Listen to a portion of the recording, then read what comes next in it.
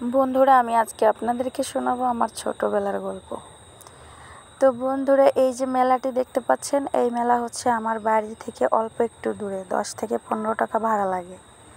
তো বন্ধুরা, এখানে ছোটবেলা থেকেই আমার আব্বু আমাকে নিয়ে আসতো। খুব ছোটবেলায় তখন আমরা দেখতাম এই মেলায় হাতির খেলা হয়, তারপরে হচ্ছে দোলনা, অনেক কিছু। তো তখন আমি ছোট ছিলাম, আমার আব্বু আমাকে ঘাড়ের উপরে নিয়ে এই মেলা দেখাতো। তারপরে আস্তে আস্তে বড় হই। প্রতি বছরই এই মেলার আগে আমার আব্বু ঢাকা থেকে দেশে চলে আসে, আর এই মেলায় আমাদেরকে নিয়ে যায়। আর এই মেলা যখন হয়, যদি কোনো আত্মীয় স্বজন থাকে তো আমাদের দেশে তারা দূর দূরান্ত থেকে এখানে এসে থাকে, তারপরে হচ্ছে এই মেলায় যায়। এখানে লাখো লাখো মানুষ হয়। তারপরে হচ্ছে এভাবে করতে করতে যখন আমার বিয়ে হলো, তারপর থেকে আমার আব্বু আর আমাকে কখনো মেলায় নিয়ে যায়নি। তখন আমার হাজব্যান্ড হয়ে গেছে। তারপরে হাজব্যান্ডের সাথে কিছু বছর গেছি। এখন আবার কয়েক বছর ধরে আব্বু আমাদের সাথে যায়। মাঝে হয়তো 2-3 বছর আব্বু যায়নি। তো বন্ধুরা, ছোটোবেলা থেকে আমি একটু লাজুক টাইপের। আমি হচ্ছে কখনো আমার আব্বুকে বলিনি যে আব্বু আমি এটা নিব ওটা নিব। আব্বু যেভাবে যা কিনে দিয়েছে তাতেই আমি খুব খুশি। যতটুকু খাবার কিনে দিয়েছে, যতটুকু কসমেটিক্স কিনে দিয়েছে, তাতেই আমি ভীষণ খুশি ছিলাম। তো বন্ধুরা, এখনও আমি আমার আব্বুর কাছে কিছু চাইনি। তারপরে হাজব্যান্ডের সাথে যাওয়া হয়। এখনও কিন্তু আমি হাজব্যান্ডের সাথেও গিয়ে বলি না যে আমাকে এটা কিনে দাও ওটা কিনে দাও। আমি তখনও কিছু চাওয়ার মতো সিস্টেমে ছিলাম না। এখনও কিন্তু আমি কিছু চাইতে পারি না। তো আব্বু তখন মন যা চাইতো কিনে দিত। কিন্তু হাজব্যান্ড অনেক সময় বলে যে এটা দিতে পারলাম না ওটা দিতে পারলাম না, তাতেই আমি খুশি। দিতে পারেনি তাতে কি হয়েছে, নিয়ে তো গেছে। এটা নিয়ে আমার কখনোই কোনো ব্যথা হয় না মনে, যে আমাকে কেন এটা দিতে পারে না ওটা দিতে পারে না। নিয়ে যায়, তাতেই আমি খুশি। আসলে মেন কথা হলো বন্ধুরা, ঘরে থাকতে থাকতে আমাদের এতটা খারাপ লাগে, তখন মনে হয় যে একটু বাসা থেকে বের হতে পারলেই ভালো লাগে। আসলে মেয়ে মানুষ তো বন্দি পাখির মতো একদম।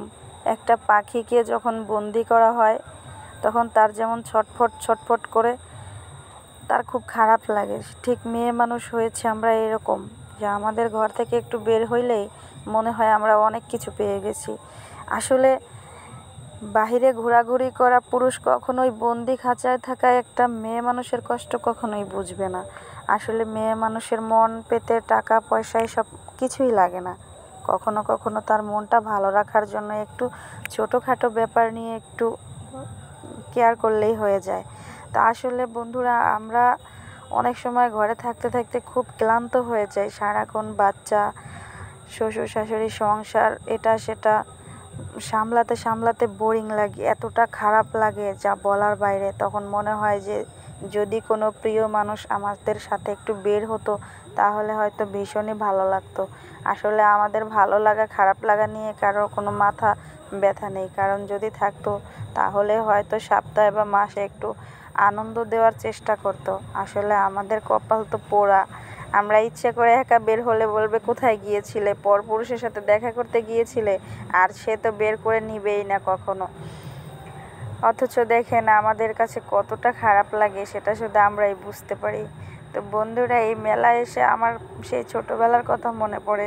এখনও সেই ছোটোর মতোই এখানে আসি। তো বন্ধুরা, এখানে আমি একভাবে দেখেছি যে প্রতিটা বছরই এখানে মেলা হয়। তো আমার এখানে আসতে খুবই ভালো লাগে। আর আমি এখন আসি আমার হাজব্যান্ডের সাথে, এখন আমার আব্বুও আসে, আর আমরা ফ্যামিলি সহ সবাই আসি। এখন আমার 2টা মেয়েও আসে, তারাও অনেক বড় হয়ে গেছে। মেলায় প্রতি বছরই তারাও আসে। তো বন্ধুরা, মেন কথা হলো এই মেলাটি দেখতে খুবই ভালো লাগে। নদীর ভিতরে হাজার হাজার ট্রলার যায়।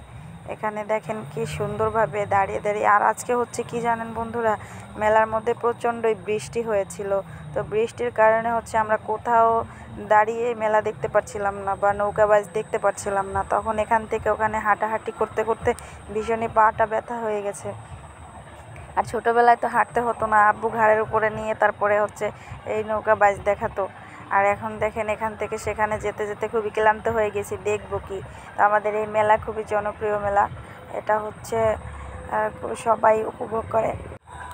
বন্ধুরা, আসল কথা হলো এই নদীর পাশেই আমার বাসা। তো প্রতিদিনই হচ্ছে 2-4টা ট্রলার যায় এখান দিয়ে, বক্স টক্স বাজায়, এখনও যাচ্ছে। আমি যেখানে দাঁড়িয়ে ভয়েস দিচ্ছি তো প্রচণ্ড পরিমাণে ট্রলার আসতেছে। আজকে আবার অন্য জায়গায় মেলা হয়েছিল, এই নদী দিয়েই এপাশে ওপাশে আপনার ট্রলার নিয়ে তারপরে হচ্ছে যায়। তো এই যে একটা নৌকা দেখেছিলাম, আসলে মেন বাইচটা আমরা দেখতে পারিনি, কারণ বৃষ্টির কারণে হচ্ছে বাসা থেকে বের হইতে অনেক লেট হয়ে গেছিলো। আর হচ্ছে আমরা বৃষ্টির অনেক পরেই আসছি। আর মেন কথা হলো যে আজকে একটা সমস্যা হয়েছিল, যে ব্রিজটা দেখছেন বন্ধুরা, ওই ব্রিজের উপরে বাচ্চাদেরকে নিয়ে একটা চাপ খেয়েছিলাম মানুষের ভিড়ের মধ্যে। তো আমাদের ওই ব্রিজের উপরে ওঠা কিছুতেই ঠিক হয়নি। তো আমরা ভেবেছিলাম মনে হয় আজকে একটু ভিড় কম, যেহেতু বৃষ্টি নামছে। তো গিয়ে দেখি একটা পা ফালানোর মতন কোনো সিস্টেমই ছিল না। তারপরে হচ্ছে 2টা বাচ্চা নিয়ে গেছিলাম আমার হাজব্যান্ড, তারপরে অনেক কষ্ট করে আবার সেখান থেকে ব্যাক করে পিছনে চলে এসেছি। তারপরে আমরা অন্য জায়গায় এসে এই মেলা উপভোগ করতেছি। তো বন্ধুরা, এই মেলা আর আমার গল্প আপনাদের কাছে কেমন লাগলো অবশ্যই কিন্তু আমাকে কমেন্ট করে জানাবেন। আপনাদেরকে দেখানোর জন্য আমি অনেকটা কষ্ট করে ভিডিও করেছিলাম, অনেকটা ভিড়ের মধ্যে, আর অনেক কষ্ট করে, যেহেতু বৃষ্টি আর হচ্ছে কাদা আর হচ্ছে মানুষের ভিড়ের কারণে 2-1 কিলোমিটারের মধ্যে মনে করেন পা ফেলানোর মতো কোনো সিস্টেম নেই। একটা ট্রাক, একটা অ্যাম্বুলেন্স অনেক সময় দাঁড়িয়েছিল। একটা অ্যাম্বুলেন্স বের হইতে আপনার কতটুকু দূরত্ব, তারপরে হচ্ছে অনেকটা সময় লেগে গেছিলো, কারণ এতটা ভিড় হয়েছিল। দেখেন সবাই কত সুন্দরভাবে এই মেলায় আনন্দ করছে।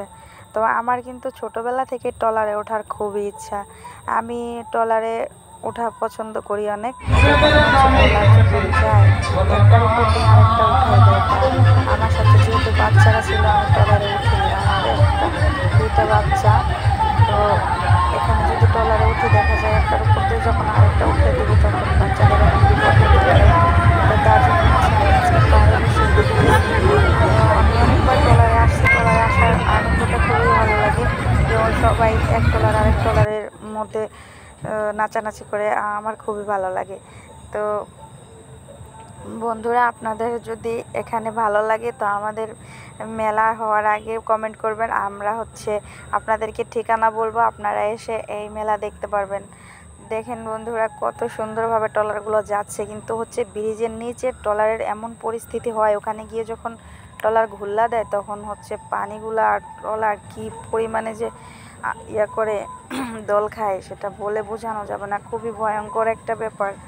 তো বন্ধুরা, আমার সাথে মেলা দেখতে কেমন লাগছে আপনাদের অবশ্যই কিন্তু কমেন্ট করে জানাবেন।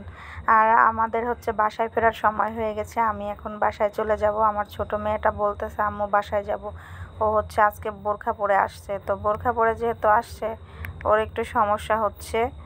তো বন্ধুরা, আমি চলে যাব আপনাদের কাছ থেকে, এখন আমি বিদায় নিয়ে চলে যাব। তো বন্ধুরা, কেমন লাগলো অবশ্যই কিন্তু জানাবেন, আর না জানালে কিন্তু আমি বুঝবো না যে আমাদের দেশের মেলা আপনাদের কাছে কেমন লাগলো, আমাদের ঐতিহ্যবাহী এই মেলা।